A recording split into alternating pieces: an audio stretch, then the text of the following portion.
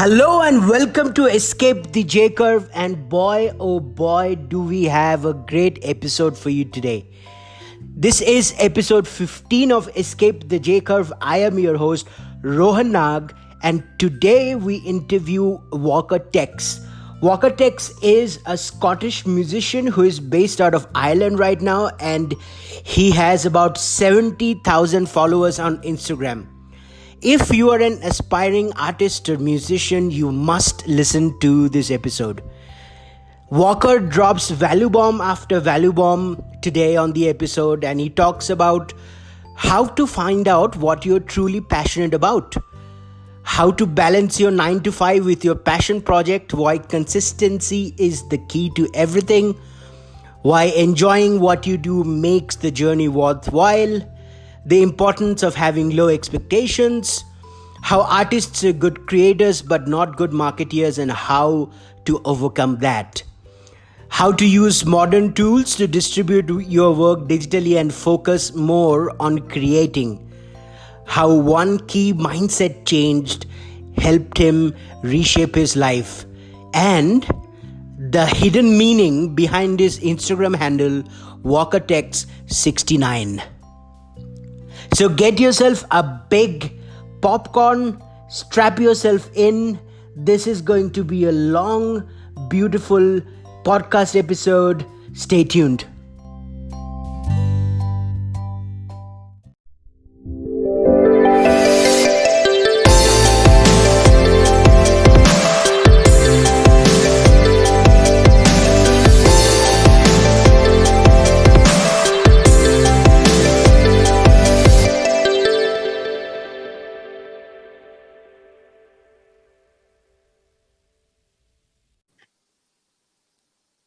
Walker, can you hear me? I can indeed, Rohan. How are you? I'm doing very well, thank you. How about you? I'm very well, thank you. Awesome. So welcome to my show. And we can do a quick introduction. Where are you from and what do you do? And we can get started with that. How about that? Yes, certainly. Um, look, my name's Walker Tex, and I'm originally from Scotland. So I'm currently living in Dublin. Okay. In terms of what I do, so I have kind of two roles, I guess. I'm kind of a musician, as I see it, but I also I work in software sales as well. Okay. So I kind of have a lot going on, but it works out quite well. So a lot of, in terms of the sales, we do a lot with marketing. I do a lot of sort of promotional work as well in the background. In terms of what I do from Instagram, it's more of a travel and kind of music perspective. Yes. As well as helping a lot of sort of smaller companies. I do promotional work for them and look at different analytics behind getting them the best sort of audience for what they're kind of looking to do and what success they're kind of looking to achieve. And that's kind of a brief introduction into my background. Right. It's so cool that you're from Scotland. You know, one of my favorite comedians, Craig Ferguson, is from Scotland. I love Craig his Ferguson, work. yeah, wow. You don't normally hear a lot of people throwing Craig Ferguson's name around. That's quite cool. I would I love him. I think he's great as well. Yeah, it's and because I think he's more involved with the US side of things as Yes. well. So you don't normally hear a lot of people. God, even in Scotland, you wouldn't normally hear a lot of people saying that. That's awesome. Yeah, Craig Ferguson, legend, legend. Yes, yes. So, if I had to put it correctly, I would say that music is one of your biggest passions right now. One of the biggest passions right now, and has been for a large part of my life. When did you get started? My mother my mother was very into music when Right. she was growing up, and she sort of introduced me to a lot of the bands she would have listened to when she was growing up, and that kind of sparked it inside of me. I got my first guitar at the age of 14. I originally wanted to play drums, and Okay. it was deemed that it would be too loud to have someone learning drums in the small house that we had at the time. Right. So she opted for a guitar where I could put headphones in and kind of be as noisy as I like and as inexperienced as I was back at the time. No one wants to hear bad guitar playing. Nope. So it was definitely a good call. And yeah, look, I've been playing ever since. I'm 31 years old now, Okay. and I've been playing ever since I was a teenager. And I kind of went through. I'd be kind of very eclectic in my style. Like I'd play a lot of what my mom introduced me to. So going from those old bands like Pink Floyd right back to Led Zeppelin and Johnny Cash, and then obviously I grew up in the new metal phase with the likes of Linkin Park and the Yeah. heavier bands as a teenager, and I kind of went from there, and that kind of progressed, and now I'm getting older, I'm getting more calm, so I stick to a lot of acoustic covers for now, and I've kind of got a few projects I'm working on as well within Dublin, just around some with some local bands, and just putting little sort of sessions together with them and just seeing what sort of sounds and noises we can create. Sounds good. So we all have those stories, right? Where we know that this is what we have to do for the rest of our lives. Do you have such a story, like at the age of 14 or at the age of 15, you're playing a guitar and you think that, wow, this is what I want to do for the rest of my life?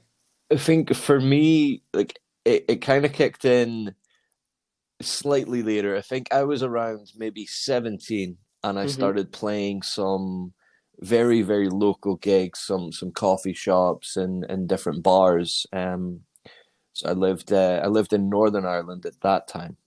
So I had a lot of friends who were kind of, I would say, very, very much more talented than I was at the time. Yeah. So they were polite enough to get me sort of. I would go on and do a little support act for their main shows. Um, and it worked really well, and it kind of sparked from there. I mean, throughout my life, there's been two main things that I always wanted to do. One was play music, and the other was travel, Yeah. um, and that's what I continue to do. For me, it's all about having fun. It's not about. I think it's never been about chasing the goal of money and fame and all that amazing Right. stuff, Right. but it's been more about just having fun. And part of the playing music, it's given me the ability to travel. It's a great de-stressor. I mean, I work in sales 9 to 5, and Yeah. I'm sure you'll agree that can be pretty intense. I totally agree. Working with forecasts and numbers on a daily basis. So the music kind of centers me, if you like. Um, but yeah, those were the two main themes throughout my life. Is just sort of music and travel, Yeah.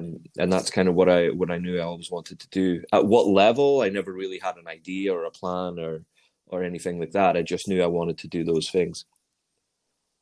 Yeah, and one thing so cool about your background is that your mom actually encouraged you to get into music. And we hear this story a lot of times.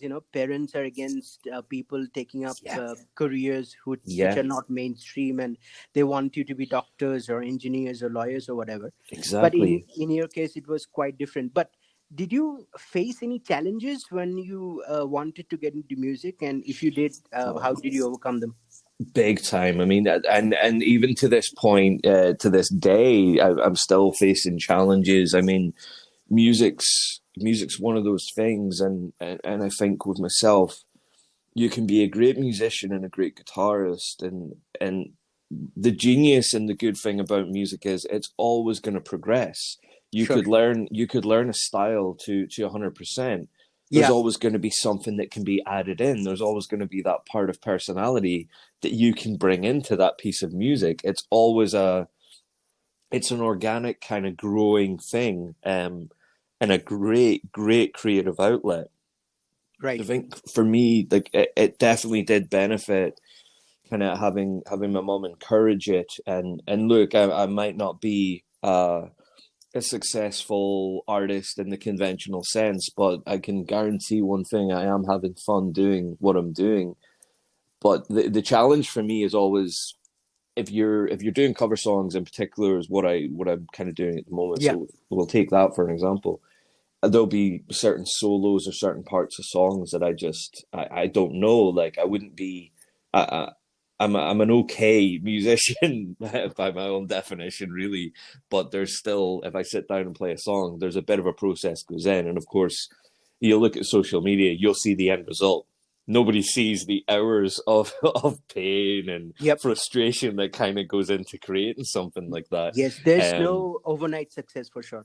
Never, never. And if there is, I'd be very, very, very wary of how it happens so fast. But yeah, for me, it's the sitting down and going through. You do get those days where you're not in the right mental state to create a song or play a song. Yeah, My advice on that is to just look, walk away, take a half an hour to kind of calm down and just get centered. Remember why you're doing it. You're doing it for fun.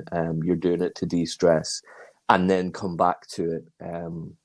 But I think it's important to see the kind of limitation. If you begin to see any signs of frustration or stress in doing something you love yeah, and sort of doing your passion, you have to walk away and just take some time and remember the reasons you're kind of doing it. Um, absolutely.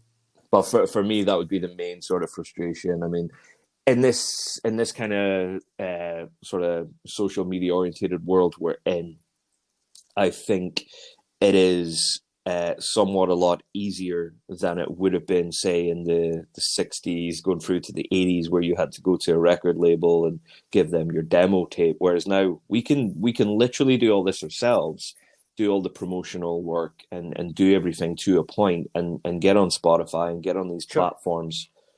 So, I mean, there is some frustrations behind it, but I think if anyone out there needs help in doing that, there are easy ways where you can do pretty much all of the process by yourself. Of course, it's great to include people and get advice, and I've done that as well. But I'm always kind of conscious of the people who don't know kind of what direction they want to go or where to start. There's a lot of resources out there that can help. That's so cool. So, imagine somebody who is just getting started and in music. They know it's their passion. Sure. What would be your one piece of advice? Where should they get started? What's the first thing they should focus on? I think as much as it's important to have the end goal in mind and work towards it, I would always Yeah, come back to remember you're doing this because it's a passion. You're doing it because it's fun. Um, I would just come back to, if you're starting out, just if you're working on a cover song, have the idea of whether you want to do it exactly, have the idea of whether you want to change aspects of it. If you're working on your own songwriting material, bring others in, share that process with creative people, take in the advice. One thing I believe we're all guilty of as certainly younger, when I was younger, was not taking the advice and thinking I was something I wasn't. When you right. get advice from an older person and you're young, you dismiss it and you get into your teenage angst sort of mode of, oh, you wouldn't understand. This is not something you're used to, and you kind of put it that way to the people giving advice. But I would say take in all the advice you can, reach out, get help. There's no shame. There's nothing wrong with seeking help to get started. There's a lot of friendly people out there that are willing to help. And take this for example, invite me onto your amazing podcast. There's tons of opportunities like that. People like ourselves Yes. who are just willing to help and kind of get the names out there. And I think it's important to kind of lean on that, even when you're getting started. Sounds so good. So, I think one thing that you have done very well is balance your 9 to 5, which is a software sales job, and your passion very well. And people who are struggling to find time for their passion project and they have a 9 to 5 which pays their bills, what would be your advice to them? How do you balance it out? In terms of the balance, pre COVID, it was I was getting to a point where I was in a routine. So from pretty much 5 o'clock onwards, I would get my tram home, and the minute I go through the door, I'm now into sort of music mode, de-stress mode. Right. And again, So, it comes. sorry to interrupt you. So you Oh did no, it every day after 5 o'clock when you got back home from work.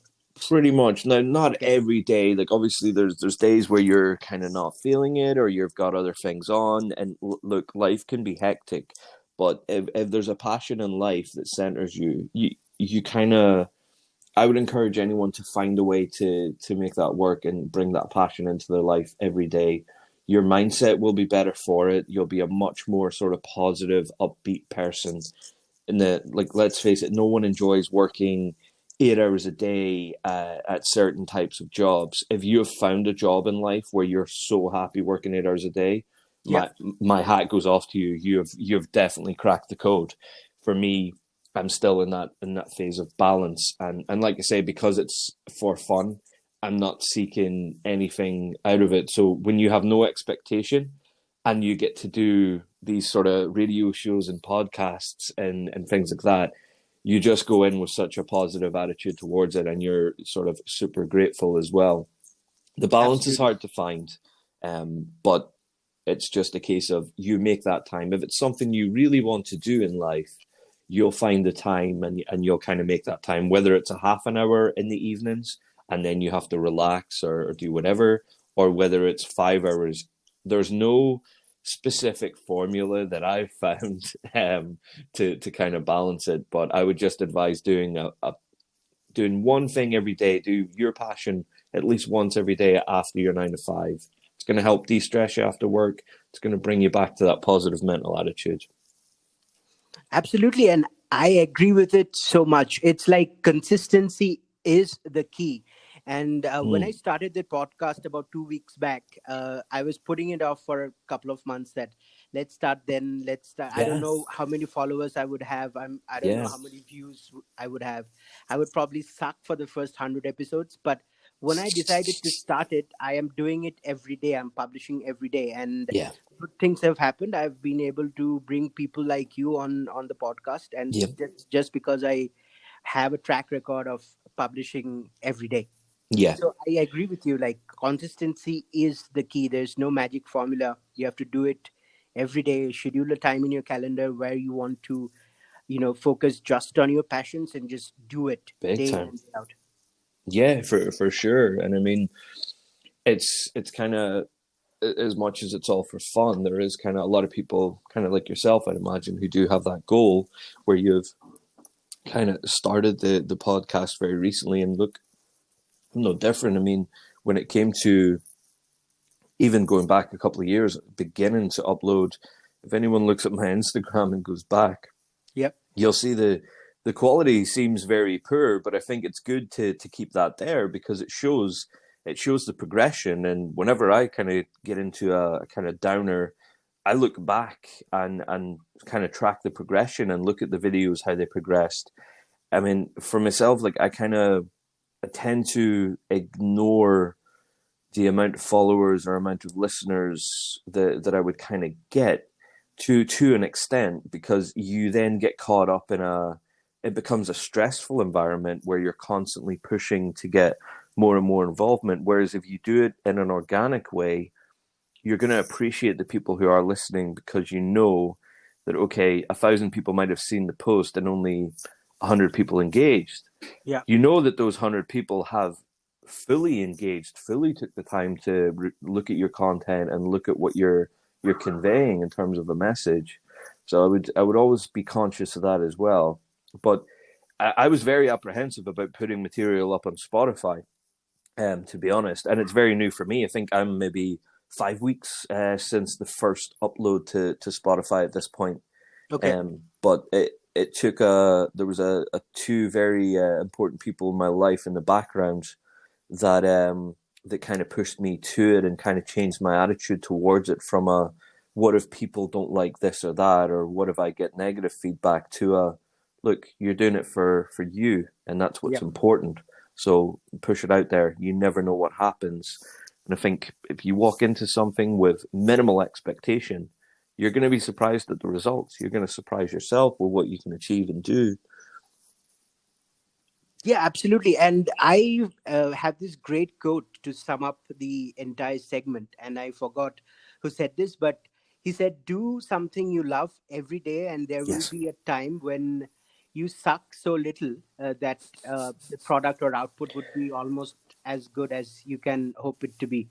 So that's a great quote. And so moving on from this, what I have found that you have managed to promote your work quite well in the internet. Usually, creative people are not that good with marketing, Yes. but you have built an Instagram with about 70K followers, and you are putting your work out there Yeah. in front of a lot of people. So, if people who are good creators but not good at internet marketing as such, what would you advise them?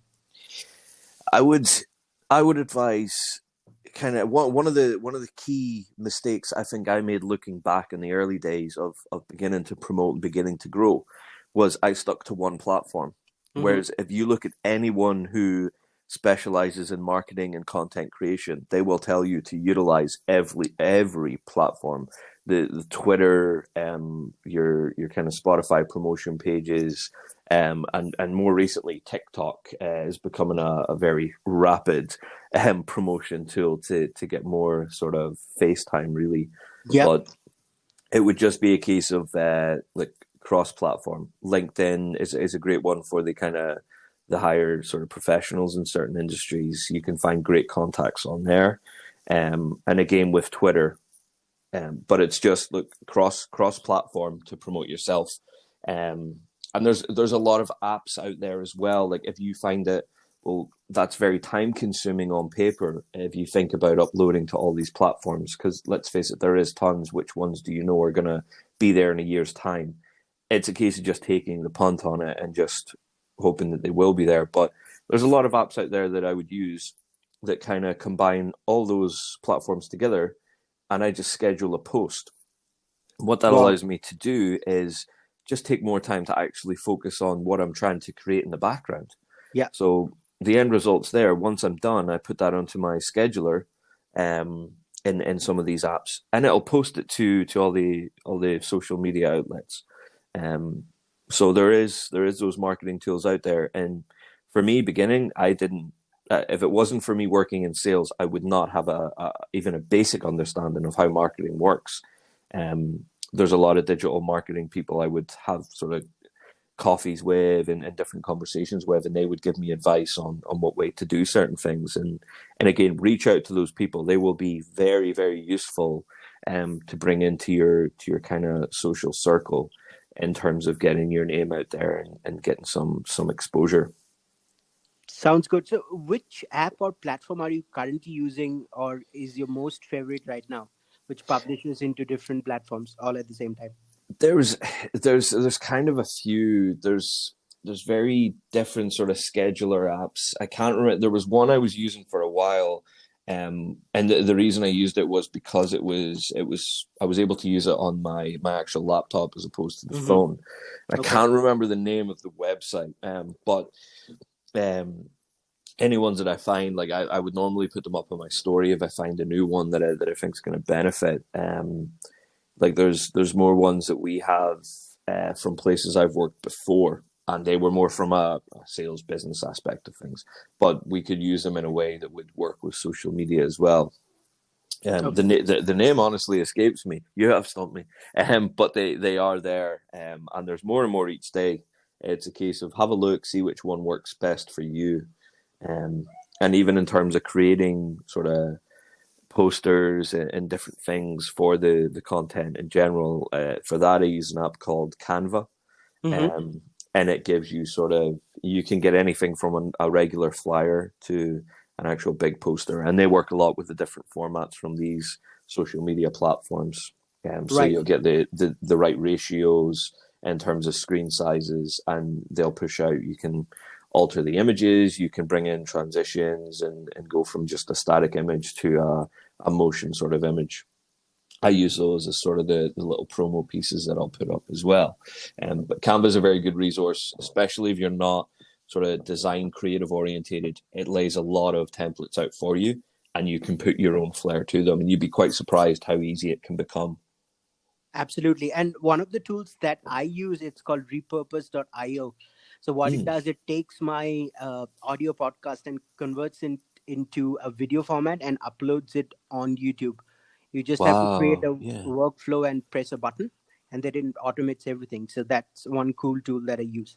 It's great, and these are the sort of tools that I'm constantly finding is things exactly like that where we can, like for me in terms of the content creation, because I'm recording in the background and then I need to find a visual for it, and then I need to convert that into an MP4 file to go up and be able to be used as a video. I'm always very interested in tools that can kind of bring that process down. I mean, I remember being at college, and I would have studied kind of audiovisual technologies, and Hmm. it used to take us, if we'd done an hour of footage, we'd be looking at an hour and a half for that footage to be completed, finished, and rendered at the end result. So to see these apps now where they're able to do it very, very fast, especially for the sort of shorter clips, it's really nice to see. And anything that can save time is a winner in my book. Totally agree. And technology helps us get our creative messages across so quickly and so efficiently these days. Yes, exactly. And where the sort of pace of change within technology as well, like even in the last few years, I've seen so many applications. Some rise and fall very fast. Some stay in the mainstream. But the things that they're able to do, the amount of automation they can bring in, while still leaving a major part of control to the user, is just brilliant. I think a lot of them have a very good balance. Sure, makes sense. So if I were to ask you that if you have any particular mindset or habit that helped you get where you are, if you had to choose one, what would it be? Mindset or habit? It's Yeah. a Or very the good way of question. thinking or looking at life or. I think the way I kind of my mindset would have changed very much in my mid 20s. I kind of went through uh, a very kind of life changing moment where I I kind of left. I seen it as a reset. I kind of left a lot of aspects of my life up to that point behind, Okay. because I felt I was in a very negative space. I felt that I wasn't doing the things I wanted to do in life. I was very much being almost, I felt anyway, forced down a path I didn't want to go down. So for that, what I done very drastically was just give up everything. I moved country, took very minimal with me, and decided to find a new job and kind of create and set up this new life for myself. Not everyone has to go through that to get to a positive mindset. But for me, I went through that sort of transition to kind of reprogram the brain almost, if that makes sense. Yep. And to kind of force myself into to being this positive mindset. I changed the kind of the content I would be looking at, whether it was sort of documentaries I'd be watching. I got more into kind of what can help me create a positive mental state for myself after being in such a negative state for so long. It for me, look, it all comes down to yourself internally. And that's the advice I give. If you're finding that you're in a negative space or very frustrated day to day, there can be simple things like taking 10 minutes a day and just kind of calming yourself, breathing exercises, the usual things that you will see out there. Trust me, they do work, as silly as they might seem going in. No, no, They it's do not work, silly at all. but So, sorry to interrupt. We were talking no. about this on yesterday's episode as well. Somebody Hmm. who is very troubled by what's happening with COVID, and Yes. she took up a habit of a daily gratefulness, where she took like 10 minutes off her calendar and just focused on the good things in her life, and that helped her immensely. So, it's not silly at all. It's very Yeah. important. And it can be, look, it can be those little things. I mean, obviously it's I'm not saying it's something that happens overnight, but if you do it in a habitual manner, it is Yeah. going to begin to take hold. And if you wake up every day and have that positive mental attitude, you'll be surprised at the things you'll achieve, whether you have a goal set out or not. Like for me, I wake up every day and I have a very limited expectation of what's going to come out of the day.